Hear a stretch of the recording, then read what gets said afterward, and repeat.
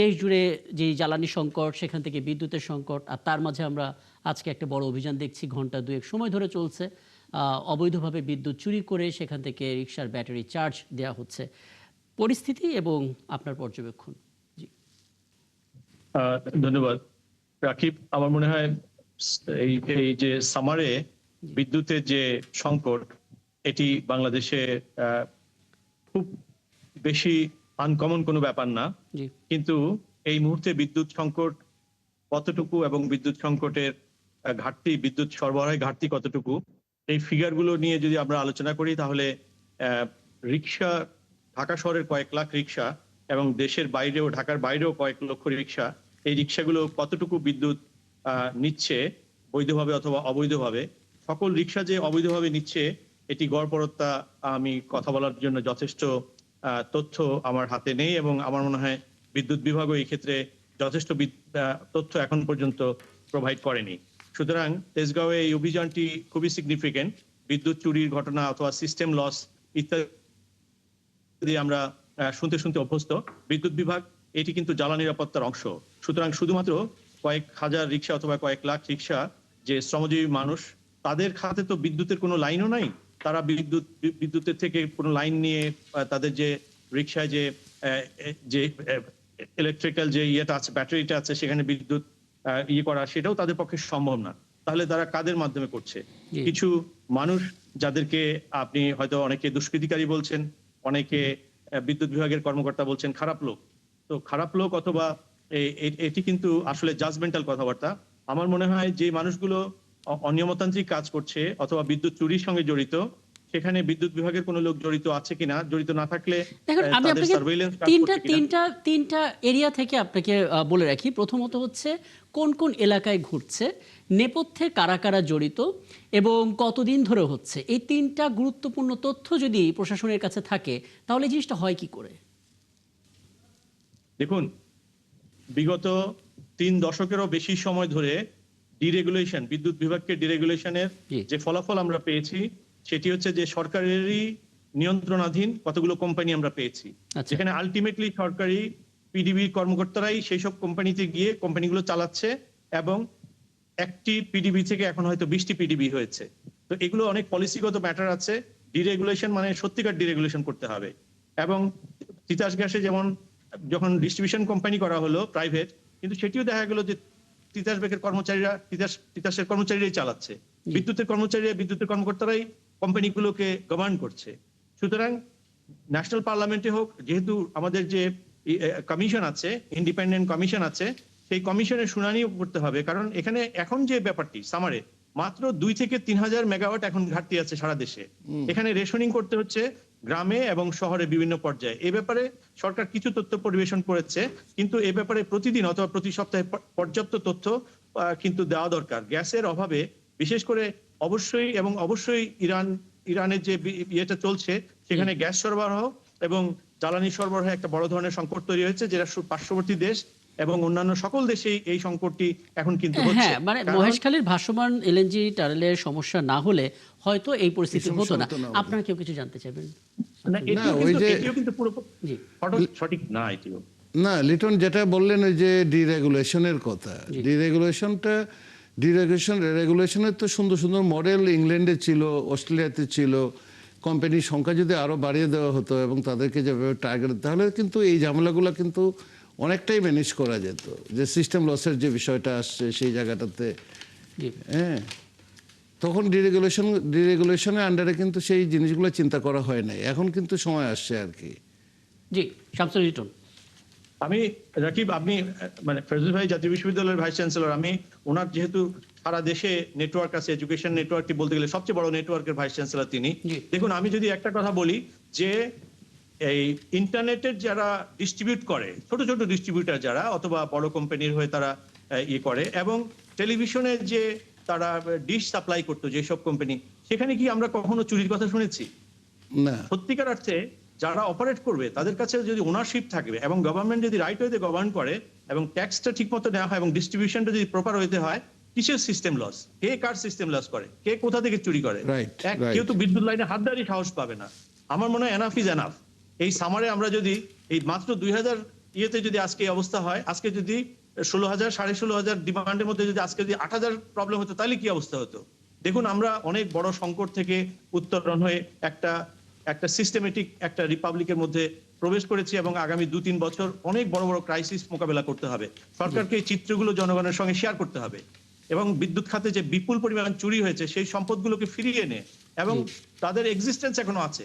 যেই 5টি অলিগার কোম্পানির বিরুদ্ধে সবচেয়ে বড় অভিযোগ, সেই 5টি অলিগার কোম্পানির কাছ থেকে অন্তত কম করে হলেও সিস্টেম লসের এবং বিশেষ করে ক্যাপাসিটি বিল্ডিং এর যে অন্তত 1-1.5 লক্ষ কোটি টাকা তাদেরকে এক্সিস্টিং অ্যাসেট থেকে বের করে নেওয়া সম্ভব এবং সেটি খুব দ্রুত করে আগামী 12 মাসের মধ্যে একটা বিশেষ একেবারে রিগোরাস প্ল্যানের মাধ্যমে আগামী সামারে যাতে এই 2-3 হাজার মেগাওয়াটের জন্য অথবা রিকশাওয়ালাদের কথা বলে আমাদের যাতে বড় ধরনের সংকট মোকাবেলা বুঝতে পারছি। চমৎকার পরামর্শ। আমি এটা নিয়ে নিশ্চয়ই পরবর্তীতে হয়তো রিপোর্ট হবে এবং আরো কথা হবে। অধ্যাপক আমানুল্লাহ, একটা বিষয়টি জানতে চাই এবং এটা আলাপে আপনিও আছেন, এটা একটা বড় প্রশ্ন। যে হারে আসলে ব্যাটারি চালিত রিক্সা বাড়ছে, কোনো প্রশিক্ষণ ছাড়া সবাই জানে যে কিভাবে এই জিনিসটা চালাতে হয়, তো এটা চালানো শিখলে আমি এখন রাস্তায় নেমে গেলাম। আপনি ফেসবুকে স্ক্রল করলে অজস্র দুর্ঘটনা পাবেন। খুব খুব সাবধানের সাথে একজন চালক তার নিজের ব্যক্তিগত গাড়িটা চালাচ্ছেন কিংবা একজন বাস চালক তিনি চালাচ্ছেন, কিন্তু এই রিক্সা উল্টো পথে এসে যাত্রীকেও বিপদে ফেলছেন, চালককে বিপদে ফেলছেন। মানে আমরা অ্যালাউ করলে কতখানি করব, কিভাবে করব? না, প্রথম কথা হলো যে হাইওয়েতে এই ধরনের স্লো ভেহিকেল অ্যালাউ করার প্রশ্নই আসে না, পৃথিবীর কোথাও নাই। বাংলাদেশে যে সমস্ত দুর্ঘটনাগুলো ঘটে তার একটা প্রধান কারণ হলো কিন্তু এই ব্যাটারি চালিত রিক্সা, নসিমন, করিমন আর হলো আপনার এই যে বরবটি, এই জায়গাগুলোতে। এইখানে যে কাজটা আমি যেটা বলছি বারবার, যে পলিসি সাপোর্ট আমাদের চোখের সামনেই কিন্তু হচ্ছে কাজগুলা, আমাদের চোখের সামনে হচ্ছে কাজগুলো এবং আমরা ছেড়ে দিচ্ছি। ঢাকা শহরে দেখবেন আমরা চলছে, ঢাকা শহরের রাজপথে, যে রাজপথে আপনার কোনো ধরনের কোনো গাড়ি ছাড়া অন্য কোনো গাড়ি চলার কথা না, আপনার লেন বাই লেনে চলতে পারে কিন্তু আপনার চলার কথা না, কিন্তু সেখানে চলছে। আমরা ব্যবস্থা নিলে তো আন্দোলন শুরু হয়ে যাবে। না, ব্যবস্থা নিলে আন্দোলন শুরু হবে না, এটা ম্যানেজমেন্টের বিষয়। ঢাকা শহরে প্রায় 15 লক্ষ রিক্সা চালক। আমাদের বছর 10 আগে একটা স্টাডি ছিল, সেখানে 3 শিফটে কাজ করে অন অ্যান অ্যাভারেজে 5 লাখ রিক্সা চালক রাস্তায় থাকে, গাড়ি নিয়ে থাকে। তার মান্থলি ইনকাম কত আমাদের জানা আছে, খুব বেশি একটা না, 8-10 হাজার টাকা সব খরচ বাদ দিয়ে তার মান্থলি ইনকাম থাকে। এই লোকগুলো তো ঢাকা শহরে চলে আসছে, যে কোনো কারণে ইনমাইগ্রেশন হয়ে, নদী ভাঙ্গনের কারণে, ভালনারেবিলিটির কারণে তাদেরকে চলে আসছে। তাকে যদি আমি রিহ্যাবিলিটেট করতে পারি, একটা প্ল্যান অফ অ্যাকশন প্ল্যান নিয়ে যদি তাকে আমি আমার লক্ষ লক্ষ কোটি টাকা বাজেট, তার আন্ডারে যদি আমি 15 লক্ষ রিক্সা চালককে 2-3 হাজার কোটি টাকা দিয়ে যদি তাকে আমি গ্রামে আবার ফেরত পাঠাতে পারি এন্টারপ্রেনার হিসেবে, তাকে 2 লক্ষ 3 লক্ষ টাকা দিয়ে যদি তাকে আবার ফেরত পাঠাতে পারি ব্যবসা করার জন্য, কিছু একটা করতে হবে তাদেরকে। আমি ওভারনাইট যদি তাদেরকে মনে করি যে আমি একদম রিমুভ করে দেবো ঢাকা শহর থেকে, তাকে তো একবার ইনভাইট করে আনা হয়েছে এবং তাকে আমরা এখানে কাজটা করতে দিচ্ছি, এটা একটা বিষয়। আর বিদ্যুতের পরিপ্রেক্ষিতে যে কথাটা আমরা বলতে চাচ্ছি সে কথাটা হলো এটা একটা র্যাকেট, এটা সবাই জানে। কোথায় শুধু কি এখানে হচ্ছে, ইন্ডাস্ট্রিগুলোতে হচ্ছে না, বড় বড় এলাকাগুলোতে হচ্ছে না, দামি দামি সাহেবরা আমরা যে সমস্ত এলাকাতে থাকি আমাদের এখানে কি হচ্ছে না, সব জায়গাতেই হচ্ছে এবং ওরা খুব ভালো করে জানে যে কোথায় কি হচ্ছে না হচ্ছে। এই কথাটা বললেই হবে না যে একটা প্রোগ্রাম করলাম আইওয়াস দিয়ে আর এখন বসিলাতে গিয়ে দেখেন চলছে কাজ, কেরানীগঞ্জে গিয়ে দেখেন কাজ চলছে, টঙ্গীতে, গাজীপুরে। সমস্যাটা তো সেই জায়গাটাতে, যেটা আমাদের লিটন যে কথাটা বললেন যে ডিরেগুলেশনটা আমাদের এখানে ঠিক মতো হয় নাই। ডিরেগুলেশনের মডেলটা আপনি নিউজিল্যান্ডের মডেলটা দেখেন, অস্ট্রেলিয়ার মডেল দেখেন, আপনি ইউকের মডেলটা দেখেন, ডিরেগুলেশনটা কীভাবে করেছে। আমার ভালো লাগে না আপনার কাছ থেকে বিদ্যুৎ নেবো না, আমি রতন ভাইয়ের কাছ থেকে বিদ্যুৎ নেবো। তার কাছ থেকে ভালো লাগে না আমি XYZ অন্য কার কাছ থেকে বিদ্যুৎ, যে আমাকে কম দামে দিবে সে আমাকে এনশিওর করবে, তার সাথে চুক্তি থাকবে যারা প্রোডাকশন করছে তাদের। রাষ্ট্র শুধু পলিসি ম্যানেজ করবে, রাষ্ট্র শুধু মনিটরিং করবে। এই যে কিছুদিন আগে যে বললো না যে এই যে আপনার এই যে পেট্রোল, এই যে জ্বালানি খাত নিয়ে সারা ওয়ার্ল্ডের প্র্যাকটিসটা কি, সকালবেলা আমরা কিনি $1.10, দুপুরবেলা গিয়ে কিনি $1.20, আবার সন্ধ্যার সময় গিয়ে দেখি 95 সেন্ট। আবার এই একটা অন্য এরিয়াতে যান যেটা আপনার এই যে উপকূলীয় অঞ্চল, যেখানে ট্রান্সপোর্ট ক্যারিং কস্ট নাই, সেখানে 85 সেন্ট। আবার এর 2 দিন পরে দেখেন $1.50। তার মানে 1 টাকাও কিন্তু সরকারের ভর্তুকিও নাই, কিছুই নাই, কোনো কিছুই নাই। আন্তর্জাতিক বাজারে যে দাম আছে সেই দামের সাথে ওঠানামা করে, তেলের দামও ওঠানামা করবে, মানুষ সেটা মানে নিচ্ছে। Am I right Liton, am I right? জি জি অবশ্যই। তাহলে অবশ্যই। তাহলে আচ্ছা, আমার সামনে এই প্র্যাকটিস গুলো আছে, হ্যাঁ। থাকার পরও আমি একটা গ্রুপকে সুবিধা দেওয়ার আমি জন্য আরেকটা ইস্যুতে যাব। অলিগার যাদের এখানে কথা এখানে বলা একটা- হয়েছে, হ্যাঁ। যে অলিগার যাদেরকে বলা হয়েছে অলিগার তৈরি করার জন্য পোস্ট কলোনিয়াল এই সোসাইটিতে ক্যাপিটালিজম গণতান্ত্রিক সমাজের পুঁজি বিকাশের এই সময়টাতে ধনী বানাইতে হইব কিছু লোকরে। তো ধনী আর কত বানাবো আমরা? আমাদের ওয়েস্টার্ন মডেল বলি আমরা, এই বলি আমাদের পার্শ্ববর্তী দেশগুলো, ভারতেও তো ওঠানামা করে, সকালে একদম, বিকালে একদম, দুপুরে একদম। জি, অধ্যাপক কামরুল্লাহ, আমরা আপাতত এই আলাপটাকে শেষ করে আপনি কিছু যুক্ত করবেন, নয়তো আমি অন্য আলাপে যেতে চাই। একটু যেহেতু প্রথম শুরুটাই করছেন, আচ্ছা, তো এখানে ছোট তো করে। কিছু একটা বলা উচিত। জি।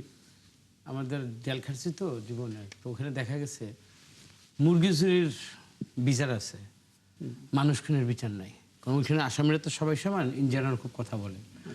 তো আজকে রিক্সা পুলার তাদেরকে বলি না যে এটা অবৈধভাবে তাদেরকে সুযোগ দেওয়া উচিত না। 15 লক্ষ মানুষের রিপ্লেসমেন্ট কি, এটা সুস্পষ্ট আপনাকে নীতিমালা এবং তাদেরকে সুযোগ দিতে হবে। না হলে তারা কি বলবে জানা, রাস্তা ধারে 2 দিন পরে, কারণ আমরা তো জুলাইতে আমাদের চোখ খুলে দিয়েছে বলতে শিখেছি, আমরা শুনেছিলাম না ভাত দে নাহলে গণতন্ত্র খাবো, এখন তুই কারেন্ট দে নাহলে তোর গণতন্ত্র খাবো, মানচিত্র খাবো না, এখন গণতন্ত্র। এই কথাগুলো আমাকে বলতে দেওয়ার সুযোগ নিশ্চয়ই। ওই যে আপনাদের যে প্রকৌশলী যে বললেন না দেশে কারেন্ট নেই, এই কথাটার মনে আপনার ট্রল হবে না? যে যার দায়িত্ব থেকে সরকারকে বেকায়দায় ফেলাবার জন্য বা সরকারকে একটা ট্রলের জায়গায় একটা ফার্সিক্যাল একটা টক দিয়ে আপনি কিন্তু আমার সার্বিক জিনিসটাকে আড়াল করতে পারবেন না। ভাই আমার কাম টু দা মানে ট্রুথ, মানে কি আমার বাস্তবতা, আমাকে কথা বলতে হবে। বাস্তবতাকে ফিরে আসতে হবে। এইটা হলো আমার প্রথম পয়েন্ট। এখন বিগত সরকারের সময় কুইক রেন্টাল ক্যাপাসিটি চার্জের নামে যা হয়েছে, যারা লক্ষ হাজার কোটি টাকা বিদেশে নিয়ে গেছে তাদেরকে আপনি সস্তায় আপনি বিদ্যুৎ দিয়েছেন, ওইটা একটার আমি সেটা জানি 60টা ওরা এই মানে ওদের ইয়েতে ছিল, এই যে আপনার ইয়ে গ্রুপ ইউনাইটেড গ্রুপকে মেগাওয়াটের আপনার 50 মেগাওয়াটে তাকে দিলেন, এরকম 7টা দিয়েছে। ওইখানে যতগুলো ক্লজ ছিল, যখন 50 মেগাওয়াটের চুক্তি হয়েছে আমি দিতেই পেরেছি 30, বাট ক্লজটা ছিল আমাকে 50 মেগাওয়াটের বিদ্যুৎ না নিলেও আমাকে 50 মেগাওয়াটের বিদ্যুতের সরকারকে এটাকে চার্জ পে করতে হয়েছে। এইভাবে $10 বিলিয়ন বিগত 16 বছরে এইভাবে পাচার হয়েছে। তো আমি যে বলছিলাম মুরগি চুরির ফাঁসি হয়, আর এইসব তো অলিগাররা যেটা বললেন তাদেরকে ফাঁসি হয় না, তাদেরকে এনে আপনি এইভাবে আপনি তাদের বিরুদ্ধে অভিযান হয় না, তাদের জন্য বাংলাদেশ থেকে এই যে আপনারা যে 180 দিনটা ফেলে এলেন, সে 180 দিনে এমন কোনো পূর্বাভাসকে আমরা পাচ্ছি যাতে করে এই ঘটনা ওই আমার তথ্যমন্ত্রী কি বলছে, ধ্বংসস্তূপের জঞ্জাল পরিষ্কার করতে। আমি তো গার্বেজ করে রাখছি পুরো দেশটাকে, পুরো মানে আমার মানে প্রতিটা অর্গানিককে আমি শেষ করে দিয়েছি। আমাকে তো লিটন বলল, আমি যে প্রতিষ্ঠানটা চালাচ্ছি এটা বাংলাদেশের সবথেকে বড় প্রতিষ্ঠান, পাবলিক প্রতিষ্ঠান, প্রায় 2.25 লাখ কর্মকর্তা কর্মচারী, 1 লাখের উপরে শিক্ষক, 40 লাখের উপরে শিক্ষার্থী। ঢোকার পরে দেখি পুরা গার্বেজ, পুরা ধ্বংসস্তূপ। তার থেকে তুলতে এটাকে যে পরিমাণ সময়, এখন মোটামুটি আরও 2-4 বছর লাগবে আপনাকে একটা মোটামুটি জায়গাটাতে যাওয়ার জন্য। এখন 180 দিনের কথা যদি বলেন, লক্ষণটা দেখা যাচ্ছে ভালো। কিভাবে? ফাইন্যান্সিয়াল ইনস্টিটিউশনগুলোর ভিতরে স্টেবিলিটি দেখা যাচ্ছে, মানুষের আস্থা বাড়ছে। গত 1 সপ্তাহে আপনাকে গত কয়েকদিন আগে বলে গেলাম আপনাদের এখানে যে মানুষের ব্যাংকে টাকা জমা দেওয়ার পরিমাণ বাড়ছে।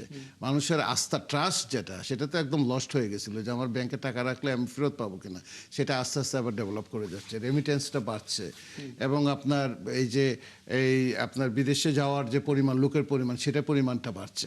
সেটা যদি আপনি বলেন 180 দিনের ভিতরে, এটা সরকারের সুনির্দিষ্ট কিছু পদক্ষেপের কারণেই কিন্তু হচ্ছে। আর এখন যেটা বললেন এটা কিন্তু ওভারনাইট করে একটা তৈরি করে দেওয়ার মতো কিছু না। এখন এলএনজি 2টা টার্মিনাল মাত্র, হওয়ার কথা ছিল 5-7টা। গত সরকারের সময় আমাদের এই যে ইন্টেরিয়াম গভর্নমেন্টের সময় ক্যান্সেল করা হয়েছে, আমি জানি না লিটন জানেন কিনা, আরও 1-2টা টার্মিনাল হওয়ার কথা ছিল, সেই চুক্তিটা ক্যান্সেল করা হয়েছে। এই ঝামেলাটা এখন বিএনপি সরকারের ঘাড়ের ভিতরে পড়ছে। তারপরেও কত শহর, 2-3 হাজার মেগাওয়াট শহর, গ্রাম দেশের মানুষ সাফার করছে, শহরে হয়তো আমরা একটু কম সাফার করছি। কিন্তু এখন গভর্নমেন্ট যেভাবে আগাচ্ছে, যে বিভিন্ন ধরনের ডিপ্লোমেসি, যে অয়েল ডিপ্লোমেসি, ফুয়েল ডিপ্লোমেসি নিয়ে যেভাবে আগাচ্ছে, আমার মনে হয় না যে নেক্সট ইয়ারে আমরা এই ধরনের সমস্যা আপনি বলছেন যে সকাল যদি সারা দিনের পূর্বাভাস দেয় তাহলে একটা ভালো পূর্বাভাস স্যার একটু অনুমতি নিয়ে বলি স্যার, আমাদের যে সমস্যাটা স্যার লিটন ভাই, আমরা তো সমমনা নাই। এই কারণে আমাদের কথাগুলো কিন্তু অনেকের বলবে যে তোমরা তো এখানে ফ্ল্যাটারিং করতে আসছো। এই সমস্যাটা স্যার যে বললো, আমি অ্যাড্রেস করব কি? আমার চেষ্টাটা প্রথম দেখেন আপনি এক জায়গায় গর্তে পড়ে আসছেন, প্রথম কি ওইখান থেকে আপনি জাম্প করে ওঠেন? আগে আপনি ওইখান থেকে উঠে এসে আপনি একটা স্ট্যান্ড নিলেন, তো তারপরে আমার স্টেপটা হবে। আমার মনে হয় সমস্যা বলতে থাকলাম, পাশের বাড়িতে ধরুন আগুন লাগলো, পড়লো রে গেল রে, এইটা যদি হাইউতাস করতে থাকেন, এইটা নিয়ে যদি আমরা সমালোচনা করি, কোথা থেকে এইটা হলো, এটা না, ফার্স্ট কাজ কি, এটা আমাকে নিভাতে হবে এবং পরবর্তীতে এটা যেন আরো এক্সটেন্ডেড না হয়, এবং ওই জায়গা থেকে আমি ঘুরে কিভাবে আমি দাঁড়াতে পারবো। তারেক রহমান যেখানে বলেছে যে আমার পরামর্শ, আমার চেয়ে যদি বেটার কেউ যদি আমাকে বুঝাতে পারে বা আরো যদি কোনো এক্সপ্লেনেশন থেকে থাকে ভালো কিছু করার জন্য, যখন ইনভাইট করছে, আমি তো মনে করি যে এই স্যারদের, এই সাংবাদিক লিটন ভাইকে তো আমি চিনি, তো ওনারা আপনাদের মেধাটা শেয়ার করেন, আপনারা ওইভাবে নিজের ডেলিভারি তারেক রহমানকে আপনারা পাশে দাঁড়ান। আমি এইটাই তো আমার কথা। গভর্নমেন্ট যেটা করছে যে স্পট মার্কেট থেকে কিনা, গভর্নমেন্ট যে কাজগুলো করছে, আমাদের 3 জন যাচ্ছেন, কাতারে যাচ্ছেন, এবং আপনার বিভিন্ন ধরনের কানেকশনস মিয়ানমার থেকে আনা, মালয়েশিয়া থেকে আনা, এই যে আপনার অন্যান্য অল্টারনেটিভ সোর্স, এই সমস্ত জায়গা থেকে আনা, আমি মনে করি যে রাইট ট্র্যাকে আছেন। কিন্তু আমি এখান থেকে দ্বিতীয় আলাপটা শুরু করতে চাই অধ্যাপক আমানুল্লাহ, এবং সেটা শুরু করতে চাই শামসুল লিটনকে দিয়ে, তারপর ধাপে ধাপে আপনার কাছে আসবো। শামসুল লিটন, আপনি শুনলেন এখানে যারা আলোচনা করছেন, আপনার সহ আলোচক, তারা কিভাবে সংকট সমাধান করা যায় তার জন্য অনেক কিছু আইডিয়া দিলেন, এবং আমি শিওর এরকম অনেক কিছু আইডিয়া আপনার মাঝেও আছে।